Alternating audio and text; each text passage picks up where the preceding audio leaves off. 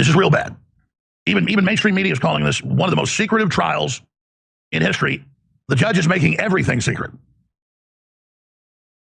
with gag orders, including the police reports and 3,000 witnesses, associates, or anyone that knew Charlie Kirk. They're saying effectively any talk show host that knew him or talked to him was under gag order. Sorry, guys. Been sick a couple days and saw this yesterday, but I wanted to verify that it was actually real because I couldn't believe what I was seeing. But alas, it's real. Watch this. There is a substantial amount of discovery in this case, Your Honor. It's voluminous, to say the least. His lawyers entered their formal appearance and declined to waive his right to a preliminary hearing. Judge Tony Graff has issued a gag order preventing anyone associated with the case from talking about it. It's to avoid pretrial publicity, already a big problem, a case with massive media exposure involving a high-profile figure like Charlie Kirk, but the judge wants to ensure a fairer trial for Robinson. It's also brought up a big issue involving thousands of people. So this is real. Here are the actual gag orders. You can read them right here. Just hold down and screenshot.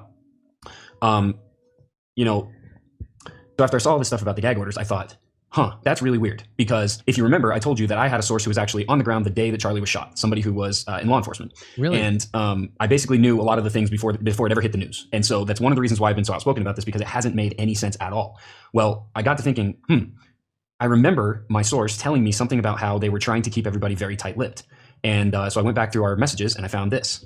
So on September 27th, my source said, I can't talk about it yet. Admin is on high alert about leaks. Blank advised anyone leaking information about this case would receive heavy reprimand. And I said, I'm convinced this was a hit, dude. This Tyler Patsy thing stinks to high heaven. So everyone is being very tight-lipped. Oh, for sure, bro. Once I got on scene, I could tell something was very wrong. And I was thinking about our conversation. I was thinking about a couple of other things he was talking about. And I remembered that one of the things he was also talking about was the fact that he verified with UVU officers at UVU campus, that Charlie's team wouldn't coordinate with them regarding security, which I thought was really weird. Now, I don't know the exact protocol with this. I don't know if this is a normal thing. Is it not weird that the guest security wouldn't coordinate with the officers on campus? Like, is it not weird that they wouldn't coordinate with local officers? Is that just a normal thing? I don't know.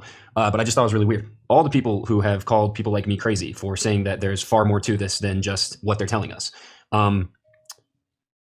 It might be time to start considering that maybe you're wrong. Because I'll tell you what, if you want to convince people that there's nothing weird going on with this assassination, if you want to convince them that there are no conspiracy theories and that it really is just what you're telling them, you don't put gag orders on every single person that was involved in it, including all 3,000 of the attendees. You just don't do that.